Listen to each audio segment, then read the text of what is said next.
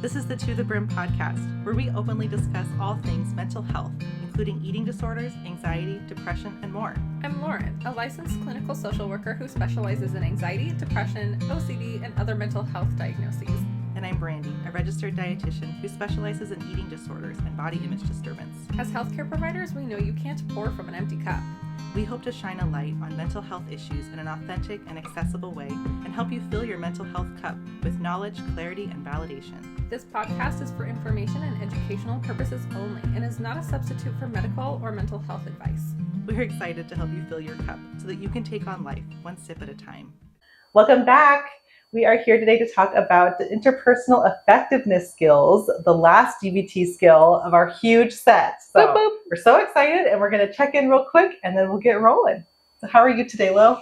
I think I'm feeling pretty excited. It's the final wrap up of DBT, right? So this is arguably, I think I said this in our last video, like arguably one of the more important skills because it teaches us how to interact with one another in a healthy and appropriate way. So I'm excited. I'm all about like teaching the skills to make other people, more effective in their relationships and not be lonely or loners or not know how to ask for what they want. So I think these skills are really, what's the word I'm looking for? Versatile and important. So I'm excited. I'm awake, alert, enthusiastic, all that good stuff.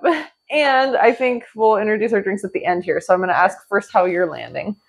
Okay, I am well rested today. I'm excited about the weather finally being warm. So true. Like wanting to be outside.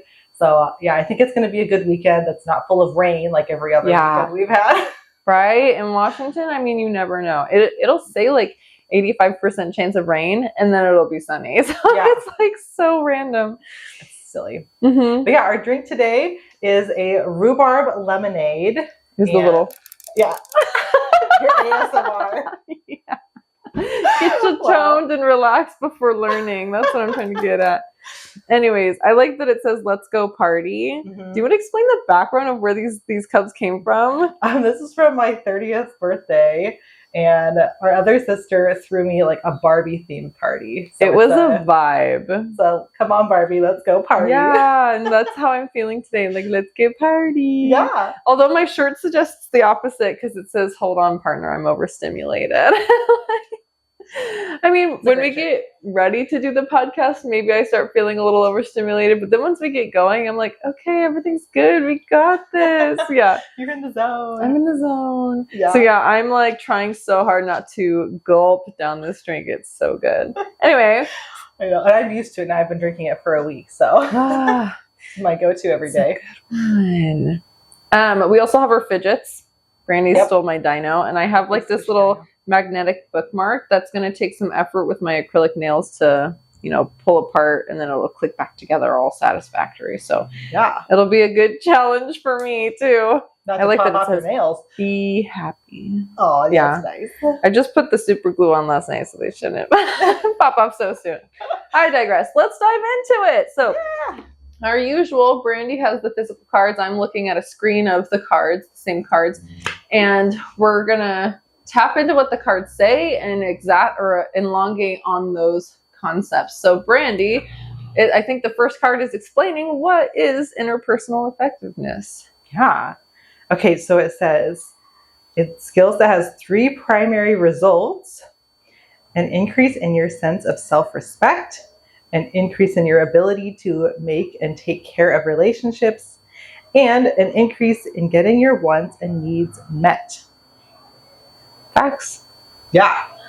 We will elaborate on those. So I don't even want to say that's exactly, it's going to talk about it in a second. Okay. As we dive deep. In DBT, they do have 3 acronyms. DBT loves acronyms. It does.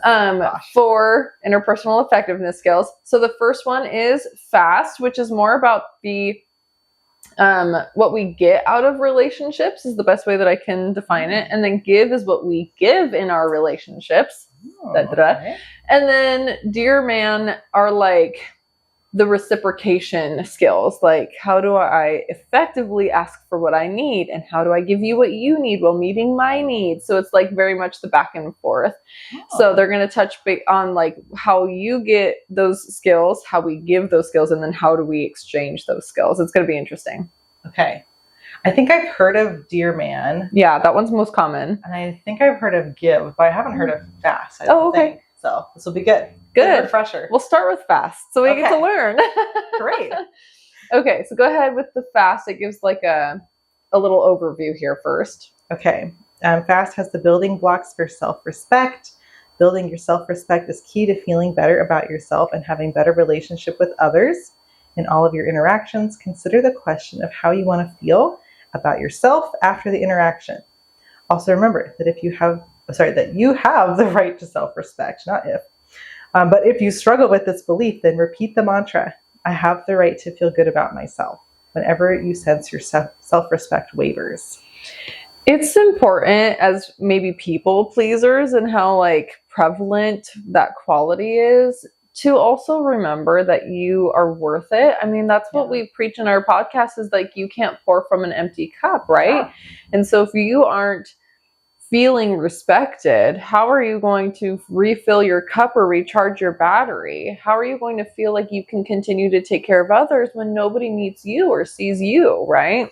Yeah. So fast is really speaking about like, you deserve to feel respected, and how is that going to happen?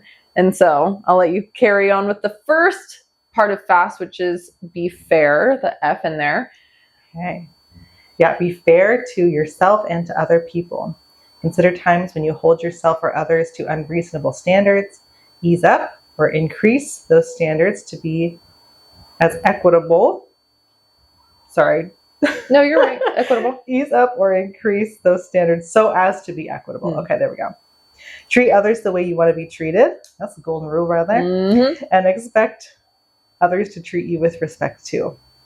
Yeah, I think that's a huge piece. Is like we feel like we're doing the right thing when we're treating others with respect, but so oftentimes we're not expecting others to treat us with respect. Yeah, I see that a lot in the depressive community too, is like, I'm worrying about making everybody else happy, but that only feeds the depression, because you're not in a way like meeting your own needs or wants, and you don't get to enjoy happiness, and it's just not fair. So being fair in this concept means not only should your requests from other people be fair, but what you're doing for other people be fair, right? It's like, make it equitable, make it equal between the two of you in a way, because how are you going to request respect if you don't give any? Sure. And how are you going to give respect if you don't have any? Mm-hmm. Yeah, huge. And that's important in intimate relationships, friendships, family relationships. Like these skills can be so versatile. They can be used in any relationship. Yeah. Yeah. What about A? This one is so common. Okay. No apologies. No apologies means that you do not make unnecessary apologies. Like dripping water, this type of analogy erodes your bedrock of self-respect. You need not apologize for having an opinion, for needing assistance, or for situations for which you are not responsible. Notice the circumstances in which you apologize and begin to resist overly apologetic behaviors. I tap into, when my first job, I worked at Dairy Queen, and this gal that I worked with, who had been there for probably a couple years, she was still like a year older than me, so we were the same age-ish. And she got mad at me for apologizing too much. I'd be like, oh, sorry, I could have taken that like drive through, or sorry, I typed something in wrong. Sorry this, sorry that. Sorry, I bumped into you. Sorry. And she was just like, literally stop. Like, you're pissing me off. And that was like my mark of like, okay, yeah, I don't need to be so apologetic. And so then I made a joke out of it, and I was like, I'm not sorry. Like, that kind of helped me catch myself in the moment. But she was right. It was like, it's annoying when people over apologize. It's lacking respect for yourself when you apologize for things that aren't your fault. Yeah. It's kind of giving other people the right of way to continue to disrespect you if you're going to take accountability for everything. So there's no need to overly apologize. You can look at a situation and say, that's not my situation to apologize for. Or like, like if it's this balance between like I'm wanting an apology, so maybe I should give one as like that reciprocation. And so maybe it was like you got yelled at for not doing the dishes, and so yeah, we could take responsibility for that, but also I didn't know that there were any dishes to be done. Maybe I haven't been in the kitchen in 4 days, who knows. And so it's like, I'm sorry I wasn't so conscious about doing the dishes. I'll make sure to, you know, pick up on that as soon as I can. And then the other person should feel inclined to say, I'm sorry I reacted that way. There was probably a better way to go about that. So hopefully it's that reciprocation, but you need to distinguish what's appropriate and inappropriate apologizing. Yeah. And I think it makes people uncomfortable when you're not respecting yourself, actually. Yeah, facts. Because it's like, then on their end, if they are trying to like keep the relationship good and things like that, then they might be saying like, it's okay. Like, yeah, you don't have to apologize for whatever, right? For something that it's so insignificant, right? Yeah. And or like, something outside your control. Yeah. Like sorry I was late, there was traffic. Oh, I know. Like, sure. You don't have to apologize profusely. Once will be enough. Yes, totally. So like, yeah, keep it within a healthy, sorry, apologize boundary where like you're not giving up your self-respect to make somebody else feel more comfortable. Exactly. Yeah, that's a good way of putting it. It actually doesn't. Right. Actually makes us more uncomfortable. Like, it's almost like crying in front of somebody and then somebody's like, I don't know what to do with you. It's like almost the same with apologizing. It's like when you apologize too much, it's almost like, okay, I've forgiven you. Like, can we just move on? And if you keep apologizing, it's, I don't know what to do with you. Sure. Mm-hmm. Like, I don't know where to go from here to like make this right again. Right. And if you do apologize profusely, perhaps it's time to look inward and say, what is it that makes me feel like I need to take responsibility for everything? Yes. Absolutely. Yeah. Okay, so that's A. No unnecessary apologies here. So S, go ahead, Brandy. Is stick to values, which means that your behaviors need to reflect your value system. Take time to write down your values or what's most important to you. Examples of important values might be family, safety, financial security, honesty, and fun. If needed, you could even search online. And then self-respect comes from sticking to those values as demonstrated by your behavior. You could read your values list every morning even, thinking specifically about how you want to live to your values every day. When your values come in conflict, choose your course of action based on what is most important to your self-respect. Okay, so values, right? Like, is family a value? Is work a value? Is self-care a value? I mean, like, you could even Google a list of values and perfectly compose your whole list. And these cards are so optimistic. Read your values list every single morning. I think it's encouraging. And if that's how you think that you can remind yourself to follow or stick to your values, then absolutely. But I think it's important to view it in the opposite way. Like, okay, my whole day, it just felt like one thing after another and I couldn't get my feet under me and blah, blah. What value were you lacking? And then how can we learn from that experience and implement that value when we have a similar day? Mm-hmm. Like, some days I'm like, wow, I really don't feel close with my family. Like, when was the last time I reached out and had a genuine conversation with so-and-so? But now it's 10 o'clock at night and it feels too late to reach out. I will make it a point that when I have a, leisure moment, try to remember to send a text or call a family member and say, hey, I'm thinking about you. Yeah. If family is one of your values. Mm-hmm. And how do we ask for respect? How do we build respect based on sticking to that value, right? Is if I really value family, I also need my partner to respect me that I like to spend so much time with my family. Or I don't know. Can you come up with another example of how like sticking to your value bleeds into respect? I was thinking about like the value of honesty and like how sometimes I see folks, they really want others to be honest with them, but then they're not always honest with the other person. Very true. Or maybe just like something kind of insignificant, like maybe they work from home and they like take a lot of time away from their desk, and so they're not like respecting their work's boundaries with what time like they're a work clocked from in home. and things like that. No, sure. So, I like, think just, that's why a lot of yeah. people are being forced to go back into office Maybe so. because of the lack of honesty. Yeah. But a lot of people don't. And so Mhm. then it's like, it works the other way, right? Where they're Yeah. maybe being forced to go back in when they are being honest with their time that they Mhm. spend working and things like that. But And as we lead into Dear Man, I mean, this example could pop back up where like the work's intention is for the individual to come work in the office, where the individual might need at home days, and Sure. like for mental health reasons, family reasons, whatever.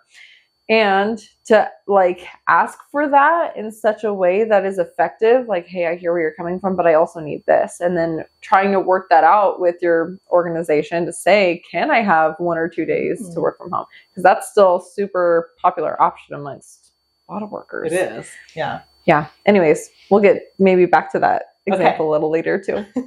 Sounds good. Okay. So what about being truthful? That's the T in FAST.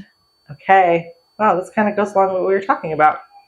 Avoid lies and excuses and instead take responsibility for your choices, being accountable to yourself and others. Think about the times in which dishonesty caused you trouble or kept you stuck. Alternatively, think about the relief that has come to you from truthfulness and commit to your honesty. I think I've always tried to say, like, what do you get out of lying? Yeah. And sometimes it comes with a valid reason, right? Like, I didn't want to hurt your feelings, or I didn't want to be a burden, or I didn't want to come off as like needy. But there's a different way to like phrase it, as you also can be truthful. Mm-hmm. So an example that I can think of, and I may have said this in another podcast, but I was walking on a rather large sidewalk with our other sister, younger sister, and then our cousin. And it was me and my sister next to me, and the cousin was in the back. And so I was like, oh, like, hey, scoot over, and now we can all walk in a line. But the way I did it, I didn't realize it at the time, but I realized I kind of like pushed her instead of like, oh, like tap, kind of insinuating scoot over. And so she brought it up to me later, being very truthful. And it wasn't like later, like an hour. It was like a few hours or like the next day or something like that. And so she had been holding on to this, probably thinking about how to approach it. And she was honest and had said, that hurt my feelings. It made me feel like you didn't want to, stand next to me. And I was like, oh my God, that wasn't my intention at all. I just didn't want so-and-so to feel discluded. I wanted us to all walk together. And so we talked about it, and maybe it was like tough at first, but now I know that that's something that she values. And it's like a little, I don't know, pinpoint in my brain. Like, okay, if I'm going to do that, if I want to make sure everyone's inclusive, I also have to do it in a way that's not, I don't know, aggressive. Yeah. I don't know if that's the best word, but that's the word that comes to mind. Pushing somebody else away to get somebody else in. Exactly. And so being truthful actually served a great benefit, because it showed my sister that she could be honest with me, and that I was willing to take that feedback and apply it to our relationship. And it let me see that like my perspective wasn't the only one. Like it wasn't black and white, right? Like there was an alternative perspective to what was going on that I hadn't even considered. Sure. Totally. Well, I did not mean to segue us into be truthful from stick to your values, but that was a perfect one. Now, I come up with a lot of like real world examples, but maybe can you figure or like, conjure up a client anecdote that it resembles like these self-respects? I have one, but I've been talking a lot. So. Hey, these are your wheelhouse. You're allowed to talk. I can think of one, and I had one patient kind of pop up as we were talking. Mm-hmm. She really struggled with a lot of depression, struggled with binge eating, did have a lot of apologizing behavior. Mm-hmm. And it was just very evident that there wasn't a lot of self-respect. There was a lot of times in the group settings when she was with other patients that somebody said to her, if it came across at all as dismissive or slightly rude or things like that, it threw her into this huge tailspin, and it was really hard for her to then eat, which was the point of her being there, because she was having a hard time eating throughout the day. And so it's it was very difficult for us to have to shape that a little bit for her to be look, it really wasn't meant this way, or even if it was said pretty bluntly at first, oftentimes the patient that said something kind of off out of pocket, I can't think of what I'm saying. She would actually like come back and say like, I'm sorry, I shouldn't have said it like that. But by that time, the patient that it affected like had a flee response. Has already spiraled. Like, already out of there. Like she wasn't even there for the apology.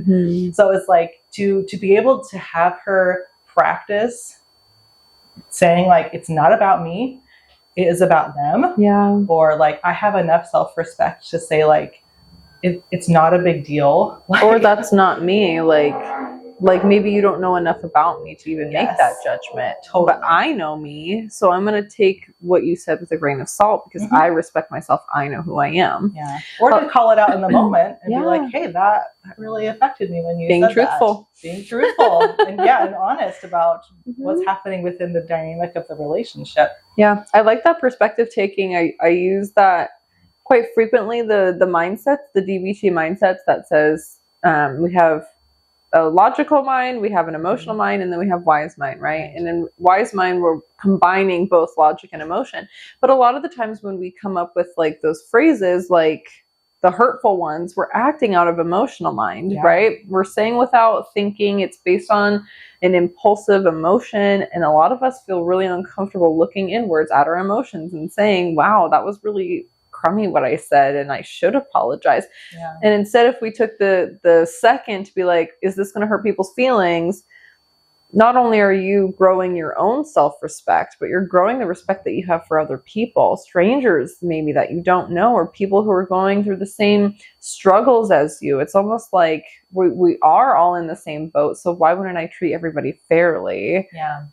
And that's bringing in the logic versus that emotion. But to be able to apologize it in moderation, right? Not overly apologize, be fair in the request, sticking to your value, bringing up what's important and prioritized to you, and then being truthful about, did that hurt my feelings or can I adjust? Yeah. That was a good all-encompassing example. She had a lot of work to do. Okay. So my little example, it's not nearly as like long, but I was thinking about this client the other day. I had a client who I had been seeing for a little while, and we were, I think, addressing, if I'm remembering correctly, like anxiety or something. And she also had a potential eating disorder, but that's not something that I have an area of focus on. It's more or less like in the background. We can talk about the anxiety that you have around food, but I can't help you with the food stuff. And anyways, there was a couple sessions that she had missed. And so I had sent her an email, and she came to session the next time and was like, I've been really anxious about joining session, but I wanted to let you know it's going to be my last one. When you sent that email, it was so formal. It felt like I was talking to a new therapist and not yourself. And I didn't feel like I put too much thought into it, and I really wanted to react with like, well, blah, blah, blah, blah, blah. And then I took a step back and I was like, this isn't about me. This is about her feeling disrespected. And I know myself, I know my own intentions, but me being defensive and trying to counteract what she's saying is not what she needs right now. I'm still her therapist for this last session, and I need to meet her needs. And so I apologized. I said, I didn't realize when I worded it like that it hurt you. And I appreciate your bravery. It's a huge strength that you came to session to tell me this in person and not over text. And I really appreciate the time that you gave me for, whatever we were going through. And in that moment, I was like, I'm so proud of myself. Like, I had the respect for not only myself, but for her too, to have such a mature conversation around it. And I mean, I think I was only maybe a year and a half into my practice. So I was like, I'm pro. and now I'm a little bit more conscientious when I send emails to not say like, oh, I can't even remember. Actually, it was like, to whom it may concern, not that formal, of course, because it was going to an individual, but it was like, I hope you're having a good weekend or something. And so it could have been the way that she was interpreting it, but it could have also been the way that I said it. And anyways, now I'm a little bit more conscientious. Like I said, it was a learning opportunity, nothing that eroded my bedrock of self-respect. And now we move on, right? That's right. Okay. So let's dive into the next acronym, which is GIVE. So it gives the little explanation of what that is. Yeah. Okay, the acronym GIVE has the building blocks for building and maintaining relationships. Great relationships incorporate care and concern for others. In your interactions, consider the question of how you want others to feel about you after the interaction. Strive to give others your availability, listening, and validation, and choose to be attentive to and focused on people in your life. So if you can imagine, the rest of the acronym is going to tell us exactly how to do that. Okay. What do you know? Right. So G here stands for be genuine. Go ahead and elaborate. Yeah. Be genuine in your interactions with others. Be your real self and take the risk of being authentic. You cannot truly connect with others while faking or being a phony. Being genuine means being honest and sincere about who you are, detaching yourself from a need to be liked. Simply being yourself is enough and tends to be the best foundation for a relationship. Oh, I have so many things to say about this. Yeah, go for it. Okay. First of all, the word authentic brought up for me like how much we tend to mask or fear being vulnerable because of that idea of like not being liked or being rejected in some way. And I think that's a really valid fear that a lot of us have. And so sometimes we hide behind certain personalities or jokes and humor or even social media or things like that in order to feel safe. But like it said, like we really can't get that deep connection that we're all longing for, like that feeling that we belong if we're not ourselves. Yeah. And that's where I feel a lot of imposter syndrome can come up. Like you might think that you're doing really great in therapy, but it's because when you're in therapy and like in, I don't know, in that safe space or, talking to that specific person, it's where you have all of the epiphanies and light bulbs go off and you're like, I'm doing so great. And then you go into your real life and you're like, wow, I'm still masking. I'm still pretending to be somebody. So it's like, am I really healing or am I only healing in this context? Am I really, I don't know, do I really like bumblebees or is my best friend right now, is she super into flowers and bumblebees? And we tend to mold ourselves into these people instead of think for ourselves, is that what I value? Is that what I even like? Do I like it because somebody else likes it or do I like it because I like it? And it speaks to my soul. Yeah. Yeah. And I think too, like therapy and even in my sessions as well as a dietitian, like the vulnerability can be the playground with us, but like sometimes they need the encouragement or the push to be like, okay, now go be vulnerable with your real friends. Literally. You pay me, go be vulnerable and make good connections.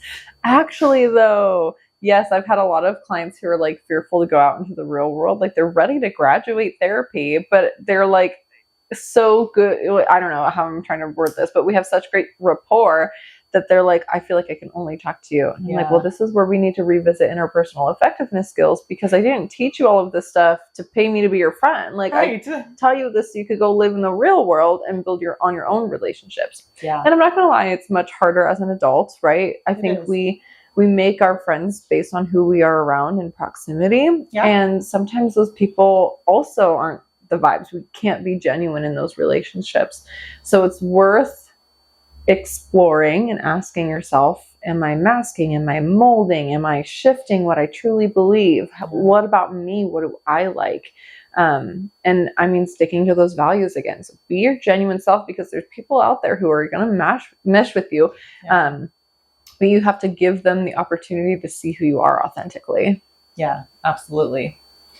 It's hard. It can be kind of scary. Yeah. And I think that even having one person that you don't have to mask with makes all the difference. Oh, yeah, 100%. And I think something should be said too about like a type of friendship as you go from like adolescence to adulthood. Someone worded it really, really well. That was like, maybe when you're in high school, it's about being close to one another and sharing everything and late midnight talks and feeling like this person should have been your soul sister, soul brother, whatever. And as you get older, it's not about proximity anymore. It's about how you feel after the interaction, which I Yeah. believe is what these cards have said, right? It's like, Right. how do I want to leave feeling and how do I want to leave others feeling? Yes. I think that's where these skills really hone in and show you it's not going to be like a friendship as it was, but you gain something after having a hangout, even if it's like once every 3 months. Yeah. You gain something from it. Totally. So I have a friend who I've known since high school, and we were best friends probably like at least my senior year of high school. And we kind of like separated for 4 or 5 years because we weren't in proximity anymore. Mm-hmm. And she stayed in our hometown and I went away to college. And then when we got back in closer proximity, within an hour of each other, we started reconnecting, and it was kind of a little bit more over our kids because we had boys that were, I think they're 9 months apart. But when they were 2, they could play together, Yeah. And so then it became this more regular relationship. And I don't think I'd ever put it in words like this, where like when we go and hang out family to family, like I do walk away feeling refreshed and like rejuvenated that like we got to have that time together. It's not like other relationships or activities that I go to where I'm just like drained walking away. Totally. And hopefully they feel the same. Yeah, I've noticed it more so in like my current adult friendships is like I was so longing for somebody to be the closest friend, stay over, watch movies, whatever. Yeah. And I just like can't find that in adulthood. So I was almost like, okay, time to give up. But then when I heard that, reframe, it's not about like quantity, but more about quality of the relationship, right? Then I was like, oh, I totally feel that in a couple of my relationships. That's funny because I was banking it so much on like how often we were hanging out, not having like a virtual relationship, but an in-person. And it's definitely more about like, I need that connection once, I don't know, in a blue moon, it feels like, and then I'm good and recharged for a while. Yeah, totally. I think it's pretty rare actually, from what I've heard, to like have a bestest friend that you've known for 20 years that comes over and has sleepovers and your kids grow up together. Like, I'm sure there are still things out there like that, but sometimes it's like your neighbor becomes your best friend or your partner or your spouse or whoever it is. Yeah, 110%. Yeah. Okay, let's keep going. Okay. What about the I? What does I stand for? Show interest. Okay, show interest in other people, be available, be attentive, and really listen to what others have to share. Give others space to open up, be willing to accept what they offer. Make sure your body language also communicates interest with appropriate eye contact, openness, and a willingness to put away electronics. That one's hard. Hell yeah. Try a show interest experiment today when you interact with others and observe and describe the effects. Why do you think when I host therapy, I'm like, we shouldn't be texting or driving. We should be acting as if we're in an office setting. Yeah. That's how we build respect, right? Like, I respect you for making the time to come and work on yourself, and you're respecting me and the time slot that I've set aside for you to meet. Yes. Right? Because I have your full attention. I might be yawning because I'm not getting the best sleep or like coffee isn't helping. But that doesn't mean I'm not like asking questions and showing interest. I was just telling Brandy before the podcast actually that there's a new method of therapy. Well, it's new to me, but it's called, what did I call it? I already forgot. Mentalization. I wasn't going to get it. Mentalization therapy. And it's basically taking the curious standpoint. Like, I'm never going to know. I need to always be curious and inquisitive. Ask questions, assume this not knowing standpoint. And I do my best to do that with my clients because like, I don't know your life. I don't know exactly what goes on after you hop off for a session.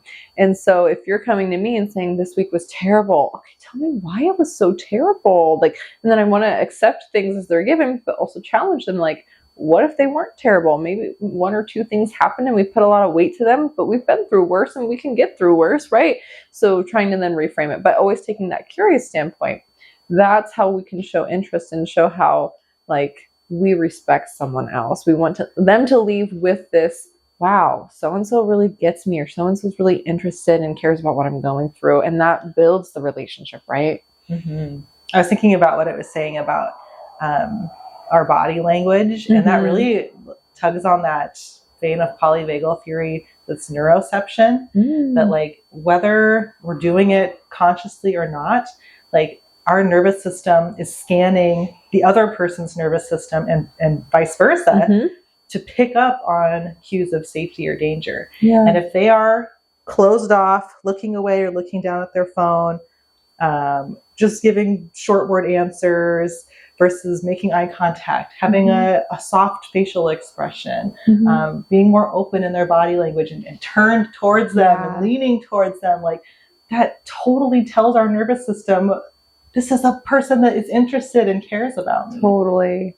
And now I want to put the disclaimer in that like some diagnoses can prevent that from being true. But even showing the effort is better than not, right? If you want to make a strong relationship with someone, it means working on the things that might make you discomfort or make you uncomfortable. Excuse me. Sure. So like what that leads me to thinking is like those diagnosed with autism, they have a harder time making eye contact, making friends, playing with other people. They would rather play parallel with others. Sure. And if you want, a good connected relationship, it's going to come with a little bit of that work. I'm not asking to like that you mask yourself and pretend to show interest. Yeah. But I mean, if you're interested in the same thing, then already you have common ground and you can show that interest by I don't know if you like collect traits or something. It's like, I have this model trait. Oh, I have this model trait. And that's how you grow in the relationship, right? Yeah. And I don't think that like every relationship has to look like the normal, typical, we're sitting in a room talking and that's how we connect. Like, I think there's total value in parallel things together or body doubling or whatever that like still feels like we have the relationship and the connection without it having to be all the time so normotypical. Yeah, no, that's fair. Like, we don't always have to chat for me to understand you care about what I'm doing and I care about what you're doing. Yeah, totally. That's such a good point. It makes me think of like parents at the end of the day who clean up after their kids. We're in a mission, an end goal, and we care that we're both getting like an equal amount of cleaning done. Yeah. Or some folks, like, I know I see a lot of like spouses on TikTok do this, and we do this at my house too, where like the guy or the girl, it doesn't matter really, but one of the partners is like gaming and the other one is watching TV, but they're like in the same room and they're together and they feel like they're spending time together. Oh yeah, that would be like a sticking to your value. Your value is quality time. Yeah. And to differentiate or like see the dialectic there, some people say that's not quality time, and I need like your undivided attention for it to feel like that quality time value has been met. So yeah, if that's what works, right, like lean into that, because I've also acknowledged my days where it's like, I need me time, but I would still want to be in the room with you, but I need me time. Yeah. And it can be different every day of what you need. Absolutely. That's part of that speaking up and getting what you need. That'll come out more in Dear Man too. Okay. Yeah. I'll say to them. Oh. Okay. So almost time to give here. V stands for validate. Brandy, take us away. Okay. Validation communicates a non-judgmental understanding of another person's experience. Consider these questions and suggestions when you practice validation with someone. What is this person feeling, thinking, or experiencing? Look for both verbal and nonverbal cues and ask if you need more information. What is behind the experience for the person? Discover the context of his or her situation. See through his or her eyes and be in his or her shoes. Communicate your understanding, showing compassion and concern for the other person. Validating is tricky. And I say that because we want to show our friends like, hey, I hear what you're going through and I'm here for you and I want to be supportive. And we might have some judgments that come along with the decision that was made. Sure. And so it's tricky because you want to try to validate the right thing, not the wrong thing, right? Like, I've been so stressed lately, I've picked up smoking again. Yeah, smoking is more normalized than other drugs, but if a client came up to me and said, I've been so anxious, smoking on my lunch break's really been helping, I want to say, oh, I hear that you've been really stressed. What other coping skills do you tap into? Taking that curious mindset. And if it's like, I only smoke, I'm like, you don't talk to a friend, you don't take a deep breath, you must go outside. Yeah, I would go pet your dog. And then we try to get rid of the self-destructive coping skills, because I would say nicotine is masking the anxiety, really not providing any SSRIs, right? Like taking up happy things. And so we want to create those happy experiences. So as much as I'm like, I hear what you're going through and I want to be understanding and validating, I also want to make sure that you're, being safe, or I don't know, like driving 112 is not, it might be relieving and make you think about something different, but it's not healthy, right? Like, you want to validate the right thing. My example for validate, or lack thereof, is I have a client who was dating someone, then broke up pretty shortly after, like they had only dated for a couple of weeks. And now she's like, it's been a month or two, she's dating this guy again. And all of the people in her sorority house are like, that's a terrible idea. You guys shouldn't be together. It's going to be awkward when you break up. We just want what's best for you. We're just trying to look out for you. And it's like, if you were looking out for me, you'd be a friend, you'd be supportive, you'd be validating, like, oh, I hope it works out. If not, I'll be here, like in the nicest way that you could say that. And it's just heartbreaking for her to hear that she doesn't feel like she has any close friends that she could talk to about this stuff, because none of them are validating her experience. Yeah. There was a reason she got back with him. Yeah. College is hard. It's like, she has contamination OCD, and she said that he's dirty. And I was like, this is a great exposure for you. like trying to validate her experience, but I can't be the only one. Right. Yeah. And so, I mean, as we get to Dear Man, it'll show like she needs to advocate for what she needs. And like, if that's validation, say it. Sure. I need validation right now. Yeah. Yeah. Anyways, that's a huge one. I think it's a word that's like, oh, what do they call it? Like a buzzword? Sure. Like trending. Yeah. And people really like lack what it truly means to validate. Anyway. Yeah. I digress. Let's talk about E, the last letter in give. Go ahead. Okay. Easy manner. So it says, use an easy manner with others. Be decent with others, showing consideration and using polite manners. Avoid being heavy-handed or overbearing. There's no need to be so intense in most situations. Avoid arguments and let others be right, so-called, on minor inconsequential matters that do not need to be debated. Yeah. That one can be hard, because I'm asking you to put your ego aside to handle things with an easy manner.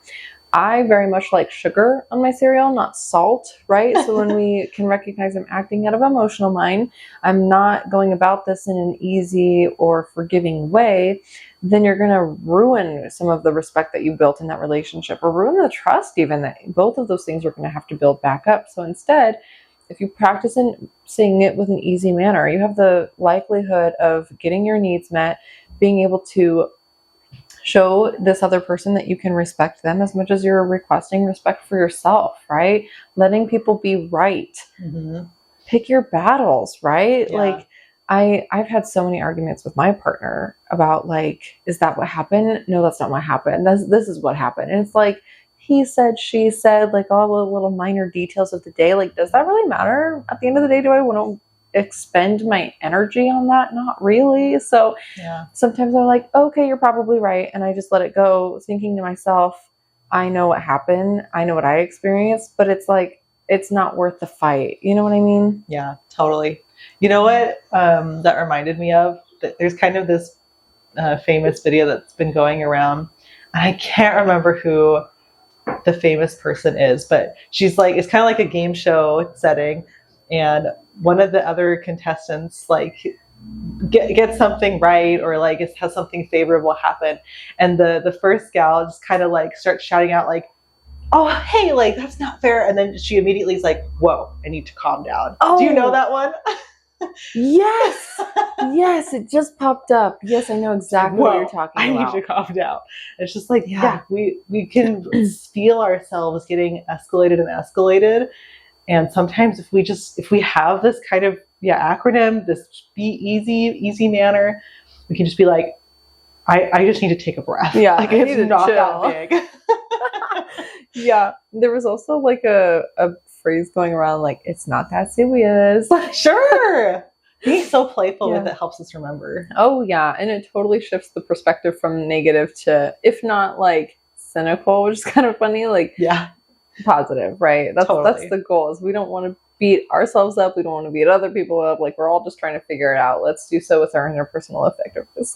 Exactly. So these are great. Okay, the moment everyone's been waiting for. Dear Man. Okay, so Dear Man is in fact an acronym. Surprise, surprise. So the cards are going to take us through each and every individual letter, but it is the building block for assertiveness. Okay, Oh. so it's the communication that we need to use in order to increase the likelihood that our wants or needs will be met. So I'm going to read from the card for this one. Okay. We need to meet enough of one another's wants and needs, but meeting enough. Oh, sorry. Words are freaking hard. We need to meet enough of others' wants and needs, but meeting enough of our wants and needs is equally important for healthy relationships. So in your interactions, consider the question of what you want or need from the interaction. Remember that assertiveness requires you to speak up and not just assume that others will automatically know or provide for your wants and needs. You are your best advocate. Yes. And so this like whole spiel, this whole acronym is going to show you how we're going to get those wants and needs met, or at least increase the likelihood. So before it dives into the individual letters, it starts with Dear Man tips. You want to read those off for us? Okay. Number 1, assume others do not know what you want or need. We are not mind readers. That's right. 2, think about your goals for assertiveness. What do you want or need? 3, be direct with your words. Ask or say no clearly. 4, consider the timing of your request. 5, consider the intensity level of your request. And 6, remember assertiveness raises the probability of getting your wants or needs met, but it's not a guarantee. Not a guarantee. Okay. Okay, so the D in Dear Man starts with describe details. Go ahead. Okay. This sets up the situation with relevant information that provides context to the conversation. So pick a current situation that requires assertiveness and think about what you hope to accomplish by speaking up. Get out some pen and paper, begin a script, and you can write down the details of what you need to assert. Yeah. Mm-hmm. Again, the optimism of these cards is fabulous. And it could help you keep organized, right? Yeah. So let's go, I think this one can be fairly common, but let's just assume you're working at a job or an organization, whatever, and you want a raise. You think that you're entitled to a raise. You've been working really hard, staying late or extra hours at home, whatever. So the describing detail, I've been putting in a lot of work at this company, and time and again, I come in when I'm called for extra shifts. I'm working overtime. I'm doing X, Y, Z. I believe I deserve an X amount dollar raise. Okay, so that's going to be our practice script for today. Let's just stick on I'm asking for a raise. So that's describing in detail, and you can always add more to that detail, but I'm going to keep it short and sweet for now. E stands for express your opinions and emotions. Okay. So these are things that are going to add more context or strengthen your request. What do you think or feel related to the situation? Carefully consider if your thoughts or feelings enhance or detract from your Dear Man. Sometimes less is more. And we want to add this to our script. So adding it to is, I said earlier in describing detail, I feel like I've been working a lot of extra hours. Now, if you go into this conversation and have the intention, if they don't give me the raise that I'm looking for, I'm going to climb more. You're already setting yourself up for success or for failure. Excuse me. Not I was like, wait. Whoops. Setting yourself up for failure because you're going in with this negative attitude, not the mentalization, like open-minded, curious, like how can I increase my need, right? Like maybe this would be preposterous, but maybe you're looking for like a $10 raise. So, I don't know. In some companies, maybe it's normal, but maybe you're looking for a $10 raise. The company's obviously going to come back and negotiate, right? Because the company needs to save money to keep functional and whatever other reasons the company has. And so if you say, if I don't get that $10 raise, I'm quitting. Or even if you settle for an $8 raise, you still don't feel like your need was met. You still feel like resentful or like you're not appreciated, right? So you're setting yourself up for failure by coming in with this preconceived notion that it's an end all be all, right? Like I need this raise or I'm going to quit. And so that's where it can detract from your dear man goal. You can go in saying, I need a $10 raise. The company comes back and says, like, that's ridiculous. We can give you a $2 raise. You say, that's ridiculous. Let's meet somewhere closer to the middle. How about 7? How about 4? How about 6? I can do 6, right? It's negotiation. So if you come in with the intention, like, I'm going to haggle, I'm going to do my best to advocate for myself. I still think I deserve a raise, but I know that the company still needs to function. And so maybe we can have a partial raise and reassess a little later. Like all options are on the table. If you come in open-minded, you have a better chance of getting what you need. If you come in with these notions, the company sucks, I hate it here, I shouldn't even, then you're not going to get what you want, right? Yeah. So that's where it's talking about like your emotions and your opinions, your ability to express yourself can help you or harm you. So be really cognizant if you're acting from emotional mind, acting from logical mind, or if you're really acting from that wise mind where we combine the two and you can react coolly and calmly. Yeah, that makes a lot of sense. Yeah. Okay, so then A here stands for ask assertively, or, say no assertively, depending on what we need. Yeah. So not a lot to add on that part. That one's pretty self-explanatory. Just says, write down your direct and clear assertion on your script and then rehearse your assertion. For sure. So it's really hard for a lot of us to say no. We have those people-pleasing qualities, but this is also how we can advocate for ourselves. So if we're talking about our Dear Man script, I kind of said it a bit before, like if you said, I want a $10 raise and they were like, that's ridiculous, we can give you a $2 raise. Saying, no, I think I'm worth more than that. I think I put in a lot of time and energy and I think I need a larger raise. And that's asking, right? That's asking assertively. First, no, and I need XYZ. Now, out of context, if it's like, hey, do you want to hang out this weekend?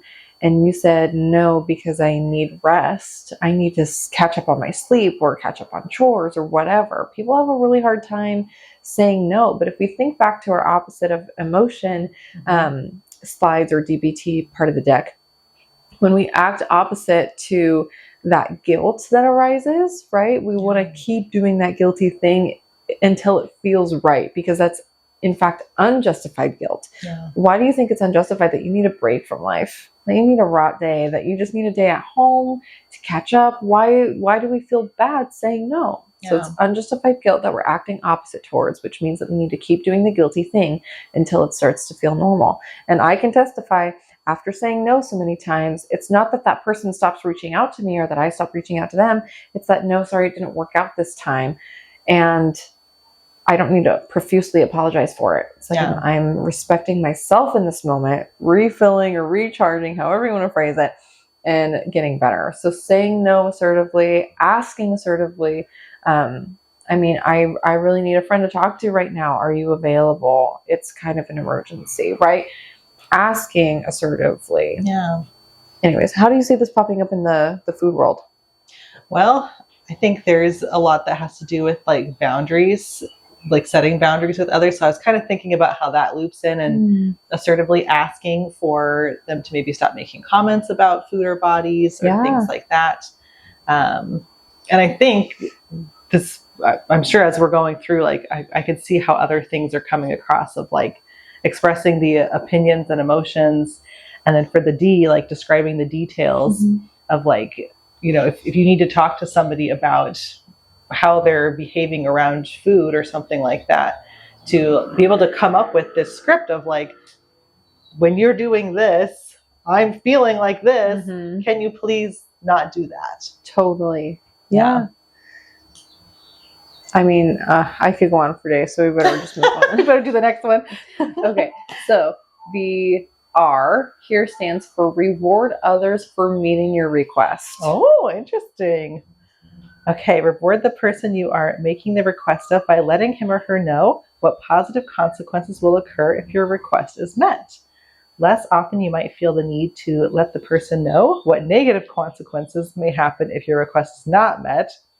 Finish your script by writing down the reward for the person to whom you are making the request.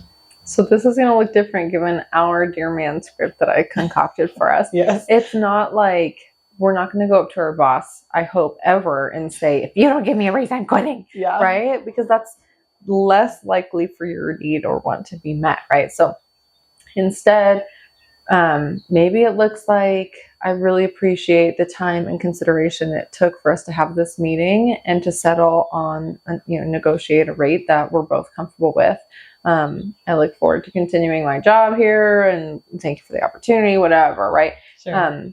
Showing appreciation for the need being met almost increases the likelihood that could happen again, right? Yeah. If I'm like, hey, I need a break this weekend, I'm so sorry, next weekend we can totally get crepes or whatever the heck. And then when you think like, I appreciate your flexibility, I've just been going through a lot, right? Then it's like you're rewarding that person. Like, I'm thanking you and I'm appreciating you for having this characteristic or this quality that allows you to be understanding of what I'm going through. And then that person's like, wow, I am flexible and I am kind and I am considerate, right? It boosts both of you guys up, getting those needs met. Totally. So I like that that reinforcement again will increase the likelihood of your need getting met. Yeah, I like that too. And for my example, if they're putting up a boundary with somebody about their food stuff, I think this is a great way to say, you doing this means a lot to me. Like, it's helping me make peace with food or things like that. Oh, 110%. That's a good way of putting it. Yeah. Okay. How about M? We finished a deer and now we're going on to man here. So M is remaining mindful of your goals. Okay. It says, do not allow yourself to get sidetracked or dragged into another conversation. Repeat your request over and over if you think that strategy will work. You could even have some role play to try. Yeah, that sounds fun. But stick to your goals. I like this piece because it makes a lot of people uncomfortable. When I say like let's practice asking for XYZ in session, they go, oh, I know exactly what my partner is going to say, or I know exactly how my friend's going to react, or I've tried that before and it didn't work. Okay, well, how about we change your mindset, right? Because I can't change what other people think or feel or say, but I can change what I think or feel or say. So instead, I'm going to stay mindful. I'm not going to get sidetracked. I'm going to stay on this one track mind. I'm getting my raise. And so maybe the company is like, we see that you've been working really hard, but we really want you to improve in these areas. And so we're not going to give you a raise until you improve these areas, right? That's the tricky one. And then you come back with your assertiveness, right? Is I hear you. And there's these other 10 things that I haven't been delegating. I've been doing myself. And so I'm more than happy to work on these things. But in order for me to take on more tasks, I need to either delegate or get rid of these other tasks that aren't even part of my job description. I'm taking on too much. What you're asking for is unreasonable. And then they're like, well, so-and-so can do this. So that's, we're thinking about XYZ and eliminating departments and then don't let that fear monger you, right? It's supposed to create hysteria. Like, oh my gosh, is my job safe from her?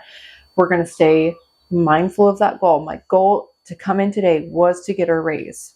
And so I hear you, and that's upper management, and that's, we'll validate. That sounds really stressful. I still need to feed my family. Sure. I still think that I'm working really hard. There's other opportunities maybe for me to find a job elsewhere that can meet these needs. And I want to see if I can still make it work with this company. Yeah. Right? Staying on track. I see this a lot in couples who argue. Oh, yeah. I'm sure anybody and everybody could relate, right? Is they'll bring up something that happened in the past, or they'll be, I'm so stressed about the future. It's like, that has nothing to do with right now. Like, maybe we're arguing about who did or didn't do the dishes last night. And what does, I don't know, a party 6 years ago have to do with doing the dishes right now? We allow ourselves to get sidetracked. And so, dear man, you have to pull in a lot of mental energy to say, I'm going to stick to what we were originally talking. Let's circle back. But that has nothing to do with, and that's a greater goal of getting your need met. Totally. And I think it's important to recognize how easy it is to get pulled into other conversations, because like if we can go in there and feel pretty confident or at least ready to talk about what we need. Mhm. And then, for whatever reason, the partner, the family, the whoever pulls us in another direction. And all of a sudden we're sidetracked. Yeah. Like we're upset and we're distracted from like what we were actually there to talk about. Right. And so it can really throw us off and we leave the conversation with nothing accomplished. Yeah. It's reminding me of defense mechanisms, which is another, whole podcast that we could do. There's so many of them. But it's like, gosh, the one that I immediately comes to mind is like blaming or splitting. Yeah. There's probably a little bit of displacement going on, right? Like if you really left the office without a raise and you were mad about it, but you don't want to get mad at your boss about it, you go home and you take it out on your partner. Sure. And then they bring up things and you get off track and rant. Like instead of that conversation sucked and I'm not feeling good about not getting a raise. Mm-hmm. And I need to process that on my own so that I can like digest it and go home and not take it out on anybody. Yeah. And that's really challenging. That might come with, a helpful therapy conversation, but not in our time together. Yeah. Okay. So being mindful, which is another buzzword growing. It is. Okay. So we're almost done here. Appearing confident. I think this one's really important, but go ahead. I think and read so the too. description. It says pay attention to your posture and other body language, as well as the tone of your voice and the volume of your voice. A good strategy is to think about a confident person you know and act as if you are that person. I hear a lot where like this is really beneficial is the person that I think of who's gotten a really bad rap lately, I don't really know how I feel about her anymore, is Blake Lively. She's always come off like so confident and glowing and and she always has her posture's perfect. She's like laughing, got a gorgeous smile. So she's like my inner channeling, right? Like if I need to channel confidence, that's who I go to. Sure. That's funny. But I think the assertiveness and body language piece is so important because if we're going and asking for a raise and we're like, I think I could use a raise. I've been working really hard. It's like you're prey. Like you're no longer in control. You are the meek, shy, whoever who can't, ask for what they want or need, right? So we're going to like sit up straight. We're going to have good posture. We're going to talk in a, not a loud voice because we're not like trying to yell at them, but hey, I hear what you're saying and I still think I deserve a raise. And like, even if you need to put emphasis on words or look people straight in the eye, it's so like situation changing. Just to sit up straight, use your voice as a way of gaining power. And a lot of people tap into their emotions when they're asking for something that they want and they get anxious or fearful or there's that unknown of rejection or being told no. And it stops them from appearing confident. So that's why sometimes you need to take yourself out of your own body and be like, I'm going to be Blake Lively for a second and practice with my partner asking about this thing in confidence and ask your partner or your family member or friend to challenge you. Like worst case scenario, best case scenario. Sure. And practice answering what, I don't know, all components could be brought up in that conversation. Totally. And maybe have them help you come up with some different ideas of what you could say too. 100%. That's why role play is so effective. Everybody hates it though. I know nobody likes role play. Right. Not very fun. That's my spiel. Do you feel like this comes up in a lot in your clients? Like, do you ever notice that clients come to you expecting to have all of the answers, but instead you're putting it back on them and being like, you get to choose ultimately. And like, you have to grow that confidence in order to choose and be decisive, right? Totally. Yeah, there's a lot of things actually in the nutrition world that like people already know a lot about nutrition, that just because of the nature of our world. And they think that I am going to be somebody who has all these different answers when they come to eating disorder treatment. And they're just going to like sit there and take notes that I'm just going to have the speech like for them or something. School, class or something. A professor or something. And honestly, there's so much though that they have to figure out for themselves and build that confidence within their own eating and their own views about food and how they want to relate to food and things that like I literally, I have to shut up sometimes. Like when they ask me, well, what do you think I should do with this? I'm just like, you have to figure it out. Like, I can't tell you because I can't know you. Yeah, we all interact with it differently, with food differently. Yes. And not just like mentally, but physically. Like, how does your body process food? And yeah, I love that. I like that you put it back on them because they do the same thing. They're like, I just want your advice. And I'm like, advice isn't good. Like, you do not actually want advice. And I think I've said it at least a couple times in the past month that like, you don't have to agree with your mom. You don't have to agree with your sibling. You don't even have to agree with me because nobody knows how you're experiencing life but you, right? So it's hard to ask them to build on all of this courage when they are afraid to even make a small decision. Yes, totally. I have a client who will think probably 30 minutes to an hour about like 2 different routes to take. And one of like, I think the difference is 5 minutes or something. Like, Sure. And like she's in Seattle. So like there's, traffic and complicated streets and the like, but you get used to it after a while. And still she's sitting there like, do I want to take this route or that route? Yeah. My brain is always like, why not the more convenient, like less timely route? But she, I think, has a way of turning it like, oh, the scenic route or Sure. the fast and stressful route. I don't know. Anyways, that shows me the lack of confidence that's there. And how do we build that up? Sure. Anyway. Maybe that's a good segue into the last one. Negotiate. Yes, very true. Yeah. Negotiate and compromise if the situation calls for it. Dialectically, sometimes we must give to get or accept middle ground options. Make negotiations and compromises from wise mind and work these techniques into your role play too. So adding this into our Dear Man concept or our script here, negotiating, I talked a little bit about it earlier, right? It's like if you go in wanting 10, they come back with 2. Mm-hmm. Now, yes, we want to find that middle ground, but I would also encourage that perspective taking, right? It's like if you had a big company, how would you stay functional? Can you afford to give everybody a $10 raise? Probably not. But if, you got that $10 raise and decided to tell Suey Lou and John B. Jones, whatever, they might say, oh yeah, I deserve a raise. So-and-so got a raise. I'm going to go get a raise and ask for a raise and do this and that. And so it becomes like a domino effect, right? So they have to assume maybe that if you come in asking for a raise, that maybe 10 other people are going to come in and ask for a raise. And can they afford that? So if we take that perspective, that's why we need to negotiate. If we come in stubborn and hot-headed, we are not going to get what we want. And we're not going to be as empathetic with the opposing side, which makes it really hard to negotiate. That's why we get a lot of like, it's my way or the highway. Not true, right? The world is not black and white. It is not good and bad.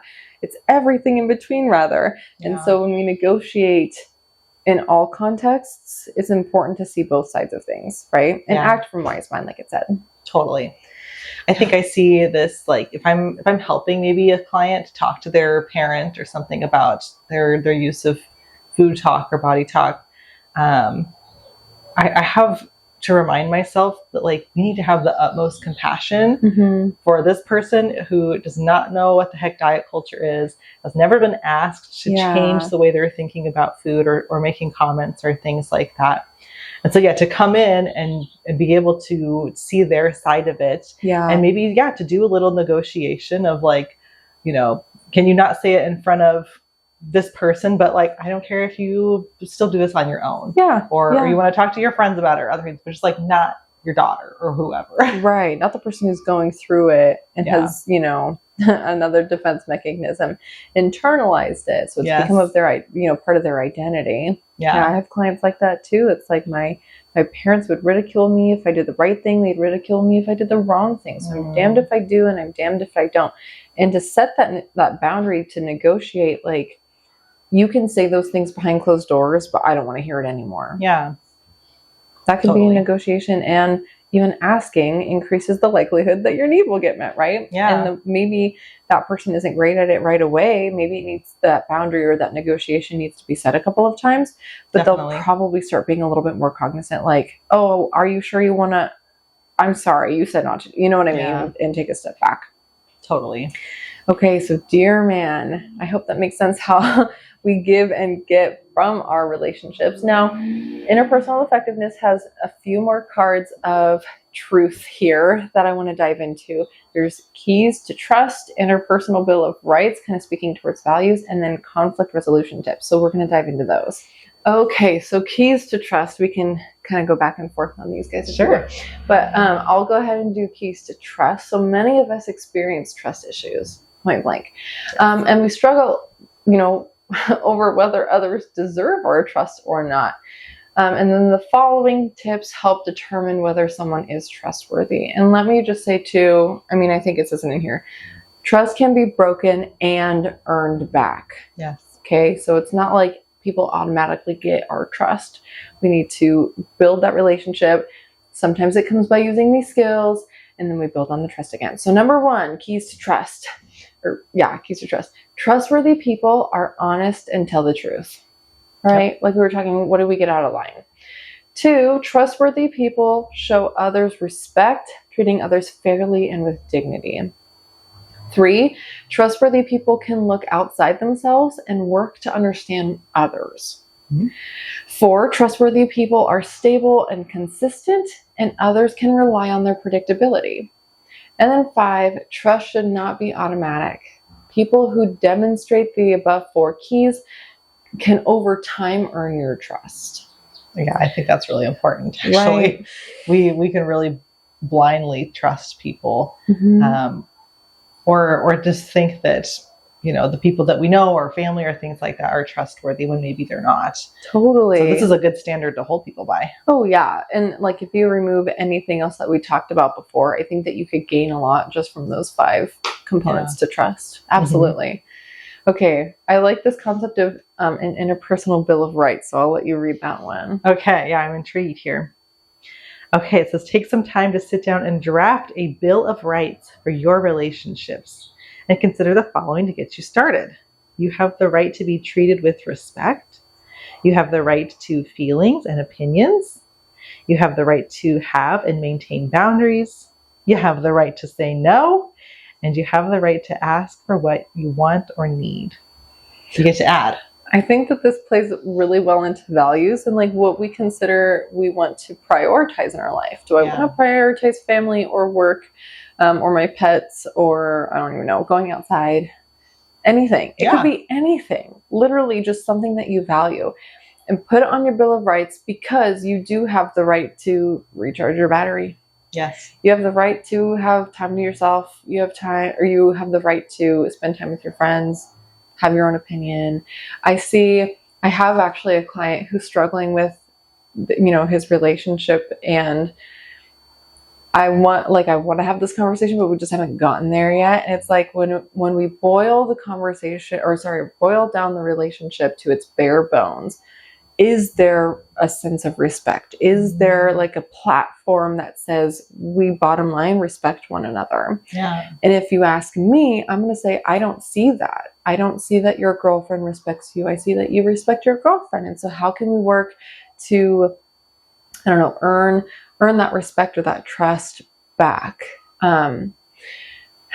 And I think he fails to realize he does deserve respect. He's allowed to have opinions. He's allowed to go hang out with the friends that he wants. Like, it almost comes off manipulative that his girlfriend is saying, you can't do this or you can't do that. But if we talk about a Bill of Rights, like, let's build that for each individual. What do you want?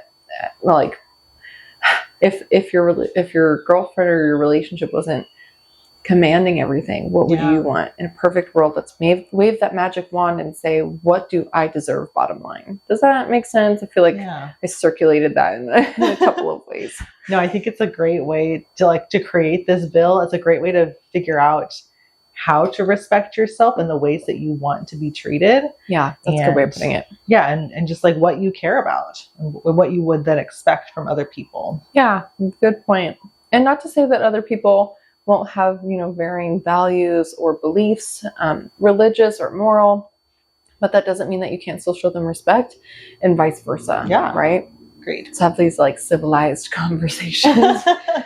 Okay, our very, very last card is conflict resolution tips. And I mean, we could have a whole other conversation about like fair fighting techniques, but conflict resolution, because it does show up in our relationships. It talks about resolving conflict, takes careful use of our interpersonal skills in combination with the following tips. So number 1, step back and see whether you are in wise mind. If not, consider delaying attempts to settle the conflict. If you find yourself getting mad, walk away and come back. Yeah. Go splash cold water on your face. Go do something. I have to do it even in my own relationship. And I have to say, let me walk away before I say something I don't want to. Yeah. And that's like the end all be all in our arguments. Like, you need to let me walk away. And what can help too is saying, I will come back in 10 minutes and we can pick this up. You have a timeline of when you're coming back. You know you're not being abandoned. Yeah. And this conversation isn't over. We are going to find resolution. But right now, I need to step away and come back. So number 1, step back, wise mind. 2, choose your conflicts wisely. Is it worth it? Do not engage in meaningless conflicts. Who swept? Me or you? Doesn't matter. The floor got swept, right? So maybe you want the credit. Maybe that's the more important piece that we can add to our Bill of Rights. Or, you know, as I deserve to be given credit for the things that I do. But we could talk about that all day. Okay, number 3, practice the balance of fast given to your man. Stay grounded in your values and listen and validate the other person. Then assert yourself as needed in a clear matter-of-fact manner. Point blank. I'm not even going to elaborate on that one. 4, learn to disengage from your unproductive conflicts. You can revisit a conflict later when everyone is in wise mind.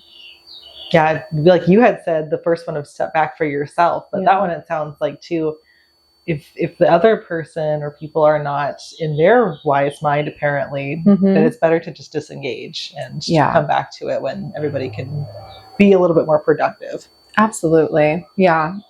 That kind of goes to like the self-respect thing too. If there's name calling or throwing old things in your face or things like that, like that doesn't seem like it's aligning with our dear man way goals. Of talking about this.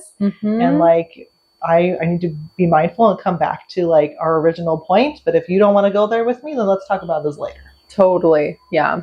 And I do acknowledge sometimes people will use unfair fighting tactics like blaming or using absolutes like you never, you always, right? And that can be unproductive. It's not going anywhere. Now we're both on the defense, right? Yeah. It started off with like who swept, and now it's like, well, who started it? And it's just unfair, right? We're not getting anywhere. Conflict is always good if it comes alongside resolution. So if you guys are going in cyclical patterns, right, or arguing about the same thing every time, then that argument really hasn't come with resolution. Yeah. And how can we practice radical acceptance alongside that? Move on, move forward, right? Yes. So those are my interpersonal effectiveness skills. I mean, there's so much more that we could talk about and practice, like not using judgments and mindfulness thoughts and all that good stuff. But given the time, we should call it. We'll save that stuff for another day. Yeah. But I hope that these skills are effective for you and your relationships. If there are any follow-up questions, comments, thoughts, you know where to leave them. And if you have any topic ideas for us, feel free to either put that in the comments or email us at tothebrunpod25@gmail.com. We're more than happy to elaborate even on the things that we're not knowledgeable in. We'd like to learn. We'll use that mentalization mindset. But you know the drill. Until next time. Never pour from an empty cup.